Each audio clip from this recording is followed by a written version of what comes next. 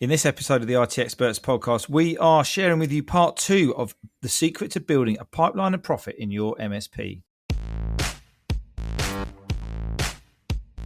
Welcome to the IT Experts podcast, the only podcast to help MSPs scale to 1 million, and if already there, get to 5 and go faster. At the end of the day, isn't it all about building a business that works for you rather than you for it? I hope you enjoy the show.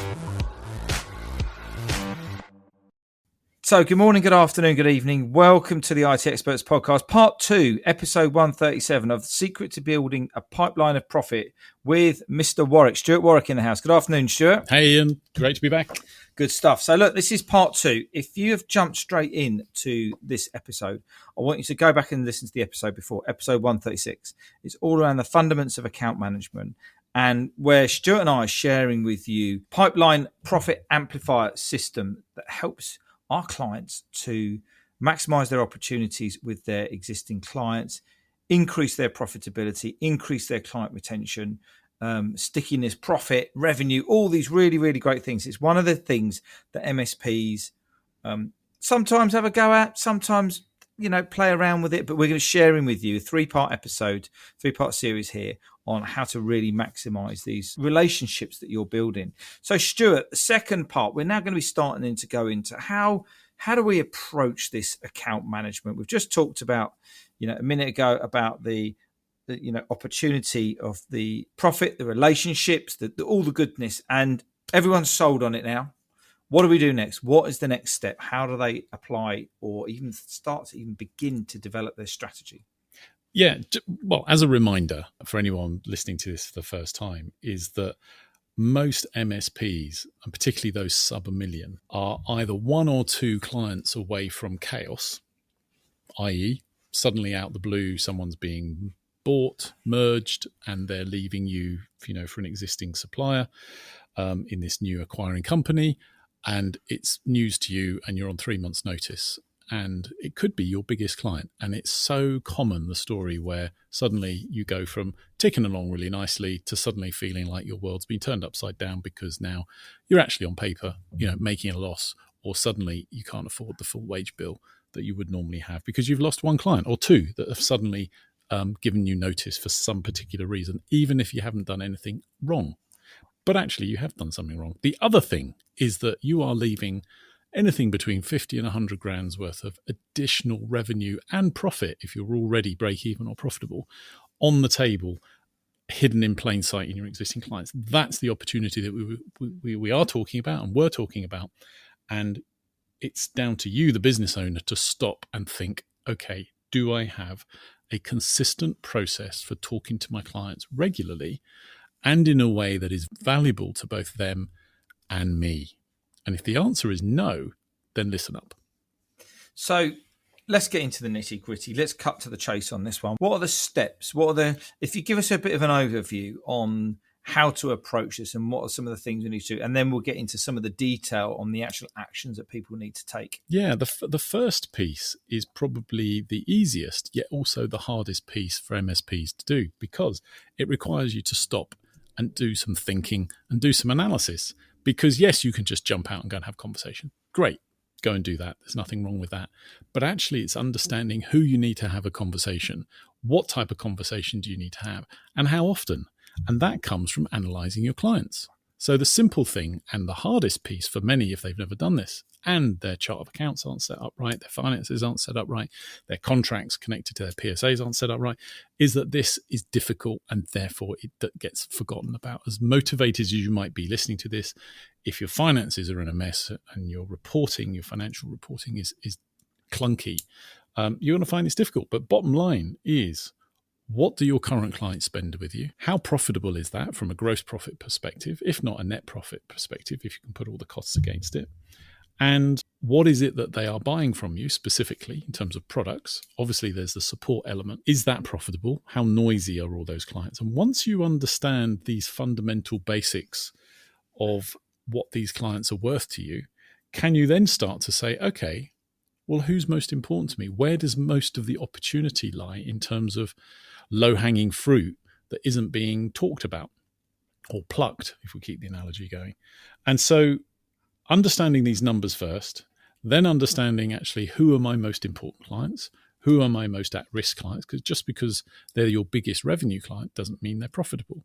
So therefore, the insight that comes from doing this can suddenly open up a whole different ballpark in terms of how you view your clients, because the ones you thought were most important may not be the most important. And actually, you probably pretty much know who your pitters are, your pain in the backside clients.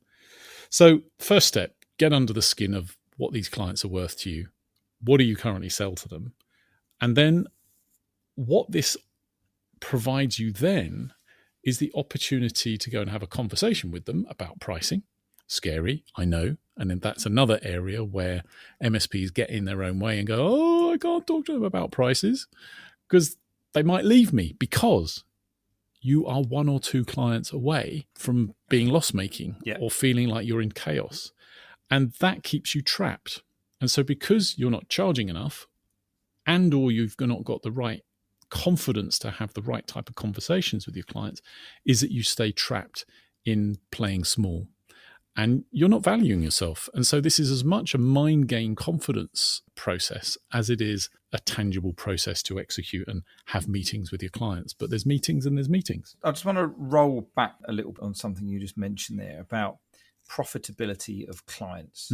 Now, when we start working with people, we know that their headline numbers is one of the hardest things that most MSPs do to get their heads around.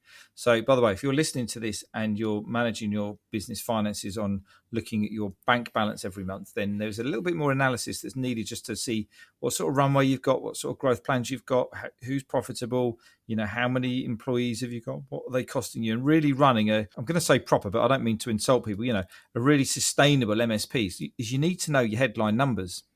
And once you understand your headline numbers at depth and then reverse engineer that back into PSA, you'll be able to have some real light bulb moments on, I thought that client was a bit noisy, but the fact that you're probably not making any money with them, which means that if you actually get rid of some of your clients, because this account management piece is actually, it's not just about maximizing and selling to more people. It's actually about saying, well, in actual fact, I don't want to work with these 5 guys anymore. Let's ramp their prices up. If they leave, that's a good thing, because we'll actually make more money because we could go and work with people who are more profitable. And this is a scary thing for people to get their heads around, isn't it? So you're saying we're going to lose clients and make more money. How does that work? How do you how do we help people approach that kind of mindset? The simplest way is getting to grips with your numbers. And when we talk about P&L forecasting, forecasting is about looking at how your numbers expand into the future. Most accountants, not all, but the majority, only work in the past. They do your accounts for each year, which is basically recording what you've done. Very few like the whole concept of guesswork, which is forecasting. But when you've got a solid set of accounts and a chart of accounts, and you've got numbers that you trust that are based on the revenue, the recurring revenue and the project revenue, you can start to forecast, i.e. you can start to extrapolate what the next year might look like. And so if you put a 5% increase, for example, across every client's recurring revenue year on year, and you had a spreadsheet that allowed you to do that, the impact on the numbers, given that your overheads may stay virtually the same, is huge. And that profit is just dropping. So that's just one very simple way of, by getting under the skin of your numbers and under the skin of your clients, that you can start to play around with what clients are worth to you. Well, if I put the prices up, what would that mean? Oh, they break even. Oh, no, we'd actually make a proper return on it. At the moment, our markup on hardware is only 1% or 5%. Actually, what's my minimum? Or actually, I'm quite happy with that. So you can start to make important business decisions about how where you want your business to go, rather than be grateful for just having money turn up in your account each month and be grateful for that. So the massive piece, to answer your question, is get comfortable with the numbers and then play around with them and see what the cause of the effect, and we're always talking about cause of the effect. If I do this, what will that do? If I do that, what might the impact of that be? And that then gives you the confidence to go and have robust, well, it doesn't have to be robust, but intelligent conversations. And so many of our clients that have gone, oh, but that's my biggest client. Oh, I'm not making any money. And I've been working with them for 15 years, or not enough money, even though they spend 300 grand a year with me or 70 grand a year with me. But by being armed with the numbers, you can actually go and say, Mr. Managing Director, I'm not actually making any money. This is what we charged you 5 years ago. This is what we're charging you now. Doesn't take a rocket science to work out that I need to put your prices up. And very few managing directors who run good businesses will disagree with you. Yeah. They might not like the fact that they've got to pay more, but they won't disagree with you. And they'll respect you more. And once you start to respect yourself and your business and your pricing and your value, you'll have better conversations with your clients. And so the account management process starts with you, because when you get into the account management conversation, you are talking about you and what you do. And so if you're thinking like how many more laptop can I sell to this client? Is there some more cabling? Is there some more memory upgrade? That's all just tactical. It's all tactical stuff, and they treat you like a supplier to be called when they need something, as opposed to valuing a regular relationship with you because you are helping them run a better business. And that takes a shift in you as a business owner. So analyze your clients, categorize your clients, work out what they're worth to you, the order in which you need to go and talk to them. Then the massive opportunity then is be clear on what you do and what you offer, i.e. your proposition and your packages. So many people are developing and maturing their security offering, which means common sense reasons over the last few years. It's been front and center and always will be going forward, that everybody's need to strengthen their proposition, but being able to explain it in business language, not in technical language. And by becoming really clear about what your standards are, what your tech stack looks like, because the tech stack, the clearer you are about what it is, and the more confident you are about non-negotiation around what that tech stack looks like, and the greater that you align your client's technology to your stack, the better business that you have and the better service that they will get from you. Because you're getting economies of scale, you're streamlining setup, you're taking complication and individual setup out of this whole, and that all drops to profitability because you will become efficient in servicing them, and it will give you more time and space to have proactive conversations about the technology and their business, and not just be scampering around in the background, being busy and hoping for more work to come from them. Does that make sense? Absolutely. And the thing that's really, apart from the understanding of profitability there, I've just made a note, and we're going to point you to another podcast that's going to help you out with this a little bit later on. It is also the resistance, or the fact that every client's on the same, is on a different package. And if you can imagine, you've got a bag of licorice all sorts, and every client's on a different package. How are you then going to be able to go in and have a robust conversation? Or more importantly, when you get big enough, you get an account manager to go in and have those conversations for you in a standardized way with your process on your stack and on your offering. Because this is about leverage, isn't it? It's about getting to a point where owner not needed. So it's about removing you from the business so that you can go and do what you want to do and leave the MSP to kind of run where it is. And I think so many times, this is why it gets so complicated, is because people try and bite this apple all in one go. Headline numbers we talked about today is not on the sheet to talk about. Pricing, packaging, and all that sort of stuff, that's not on the sheet to talk about today, but it's all part of account management. And when you start unpeeling this onion, there's so many different layers, and this is the process, that we need to go through in these sequential, steps to make it more powerful. And it's about strategy. The first step, as I said right at the beginning here, is to stop and think about what you've got and the cliche of where you want to go with your client base. And so the strategy is everything that we've just talked about. And it underpins then how you are then going to nurture the key relationships that underpin your business, which is your clients. So strategy comes first, and then tactical implementation is what comes next. And then any of the time that you're spending thinking about any of this is working on the business rather than in the business. This is going to pay you back 10, 20, 30, 40, 50 fold in terms of, getting this into a process that others can operate, which is really powerful. I want to share a story about one of our clients, probably going back 2 or 3 years. Really nice business, but just not profitable enough, even though great client set, great setup from technology. This particular business owner came from a really robust compliance background, so really hot on products, services, setup, systems, automation. However, not working very hard for not enough profit. And when we originally had the conversation, we talked about everything that we talked about before. Right, analyze your clients, look at your headline numbers. He wasn't too sophisticated in what he had, but he took the time and he took the action to understand the numbers behind his clients.